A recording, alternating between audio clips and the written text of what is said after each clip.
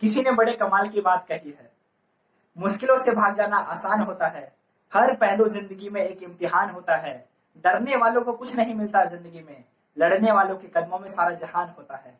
Hello friends, Jitesh Kumar Doria this side, welcome to our channel.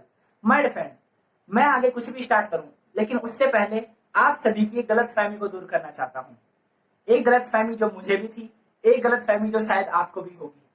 क्या एक बार एक इंसान ने स्टेज पे खड़े होकर कुछ लोगों से पूछा, क्या आपको लगता है जिस स्कूल या कॉलेज में हम पढ़ाई करते हैं वहां पे हमें सच में पढ़ाई करवाई जाती है? तब उन लोगों ने बोला, हाँ हमें तो ऐसा ही लगता है।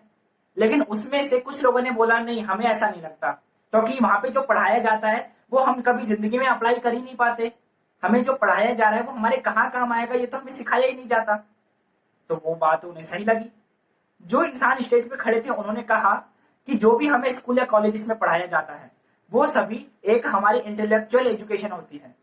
इंटेलेक्चुअल एजुकेशन का मतलब कि आपको कुछ फैक्ट्स, कुछ फिगर, कुछ जानकारी, कुछ तथ्य अपने दिमाग में रखने होंगे, कुछ रटने होंगे, कुछ जानकारी को समझना होगा। और जब भी आपसे वो जानकारी पूछी जाए या जब भी उसका काम आए तो आपको वो जानकारी याद आनी चाहिए।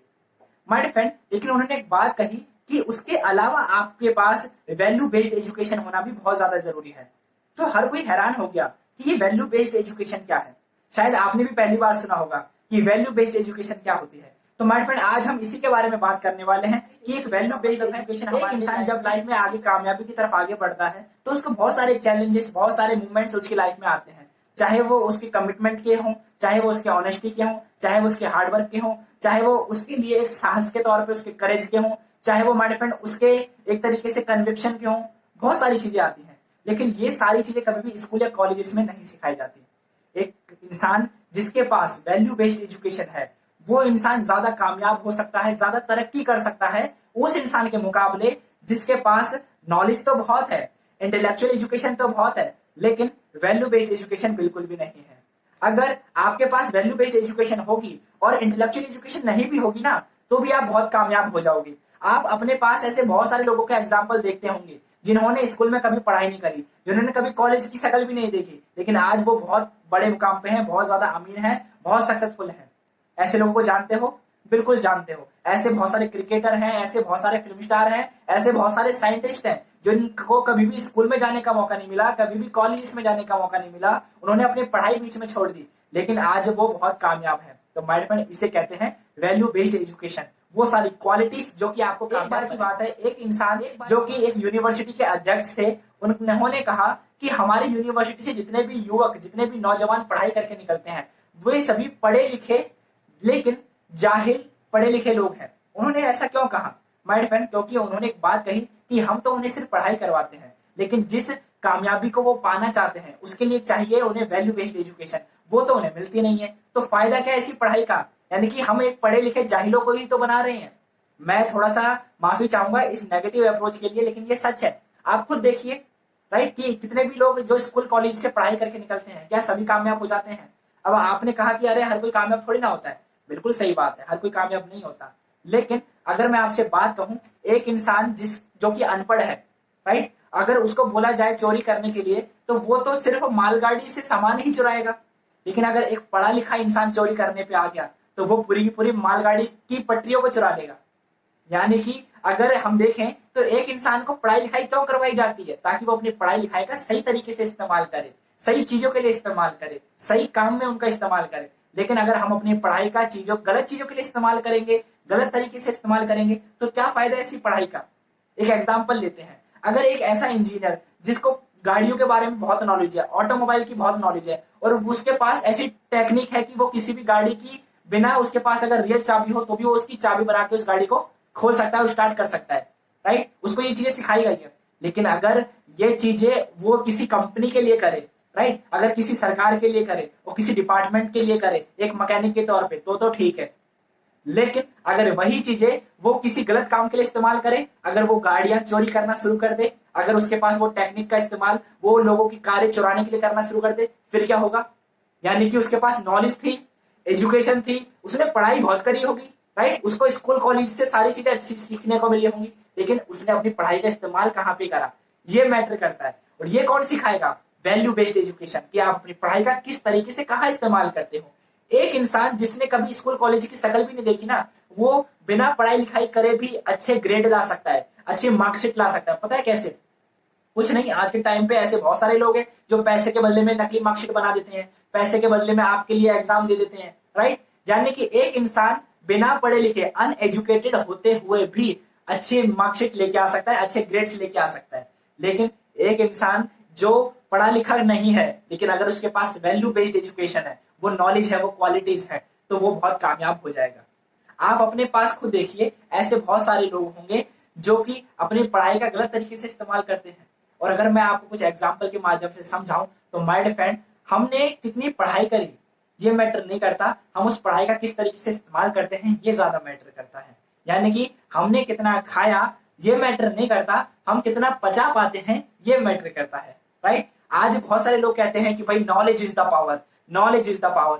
अरे भाई आपकी बात ठीक है, लेकिन मैं ऐसा नहीं मानता। नॉलेज इज द पावर तो ठीक है, लेकिन नॉलेज भी पावर तब कहलाएगी जब उसका इस्तेमाल किया जाएगा। आपने बहुत सारी चीजें पढ़ ली, बहुत सारी चीजें रट ली, अगर उनका आप इस्तेमाल ही नहीं करोगे और सही चीजों के लिए इस्तेमाल नहीं करोगे तो फायदा क्या है इसी पावर का, राइट। आपके पास पावर तो बहुत है, लेकिन आप उस पावर का इस्तेमाल ही नहीं करोगे तो क्या फायदा है इसी पावर का। नॉलेज भी तब ही पावर कहलाती है जब आप उसका इस्तेमाल करते हो, राइट। और एक इंसान को नॉलेजेबल तभी कह सकते हैं कि हाँ भाई ये इंसान नॉलेजेबल है। एक इंसान को नॉलेजेबल तभी कह सकते हैं जब वो लगातार नई नई चीजें सीखने के लिए अपने आप को आगे बढ़ाए, जब वो इंसान अपने नॉलेज का सही तरीके से इस्तेमाल करे, जब वो इंसान दूसरे को भी सुनता हो, एक लिसनिंग एटीट्यूड हो, दूसरे को भी सुनता हो। उसके अलावा एक इंसान जो कि सेल्फ डिसिप्लिन हो, उसमें खुद आत्म अनुशासन हो, राइट। अगर एक ये चारों क्वालिटी होंगी तब हम एक इंसान को नॉलेजेबल पर्सन कह सकते हैं। माय फ्रेंड, मैं आप पे बहुत जबरदस्त स्टोरी सुनाना चाहता हूँ।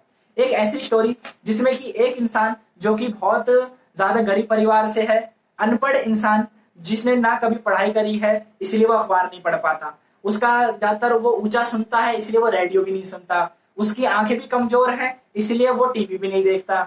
हाँ, लेकिन वो क्या है, अपना समोसे बेच के अपने गुजारा बसारा करता है। तो उसके बेचारे की छोटी मोटी दुकान है, समोसे बेच के अपना काम चलाता है। उसने बहुत मेहनत करी है पिछले कुछ सालों में, जिस वजह से उसका समोसे का कारोबार बढ़ गया, उसकी दुकान और अच्छी चलने लगी। दूर दूर से लोग उसके समोसे खरीदने आते थे, अच्छा खासा प्रॉफिट कमाता था, अच्छे खासे पैसे कमा लेता था, बहुत अच्छी दुकान चलती थी उसकी। उसने सोचा कि भाई अब मैं 50 किलो आलू के समोसे बनाता हूँ, अब से मैं 100 किलो आलू के समोसे बनाऊंगा। अभी मेरे पे छोटा वाला चूल्हा है, अब मैं बड़ा वाला चूल्हा खरीद लेता हूँ, अपनी दुकान को थोड़ा और बड़ा कर लेता हूँ। तो वो इंसान तो बड़ी तेजी से आगे बढ़ रहा था। थोड़े समय बाद उसका एक बेटा जो कि अपनी कॉलेज की पढ़ाई, बीए की पढ़ाई खत्म करके आया शहर से। अब वो उसके पास आया, उसने बोला कि पिताजी मैं आपके साथ आपकी काम में हाथ बटाना चाहता हूँ।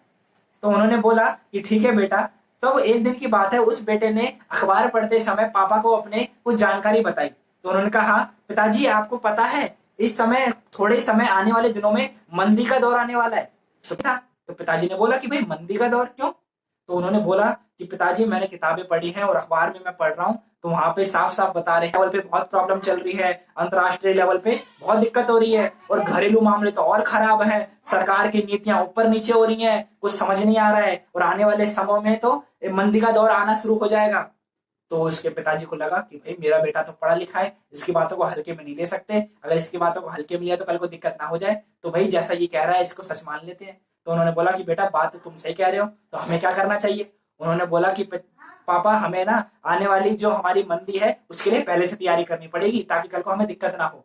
तो उनके पिताजी ने क्या करा, अगली बार से 100 किलो आलू का ऑर्डर कैंसिल करके सिर्फ 50 किलो मंगाना शुरू कर दिया। बड़ा वाला चूल्हा हटा के दोबारा से छोटे वाले चूल्हे पे आ गए, और जो उनकी दुकान का बोर्ड था वो बोर्ड भी उतार के नीचे रख लिया, ताकि अब छोटे लेवल पे काम करना पड़ेगा। अब क्या है, थोड़े समय बाद उन्होंने देखा कि अब भाई ग्राहक भी कम हो गए, अब भाई काम धंधा कम हो गया, तो भाई पैसे भी कमाने कम हो गए, प्रॉफिट भी कम हो गया। थोड़े समय बाद ऐसा हुआ कि उनकी इतनी बुरी हालत हो गई कि उनका सारा का सारा धंधा ही कम होना शुरू हो गया। तब उनके पिताजी ने अपने बेटे से कहा कि बेटा तुम बिल्कुल सही कह रहे थे, हम मंदी के दौर से गुजरे हैं, अच्छा हुआ तूने हमें सही टाइम पे बता दिया, वरना तो दिक्कत ज्यादा बढ़ जाती।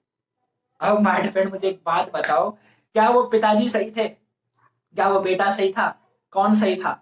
अरे कोई भी सही नहीं था अपनी जगह, राइट। कई बार पढ़े लिखे लोग भी गलत डिसीजन ले लेते हैं, और कई बार अनपढ़ लोग जो कि पढ़े लिखे लोगों की बातों में आ जाते हैं। मैं ये नहीं कह रहा कि पढ़े लिखे लोग बेकार होते हैं, मैं तो बस ये कहना चाहता हूँ पढ़ाई लिखाई और समझदारी दोनों अलग अलग चीजें होती हैं।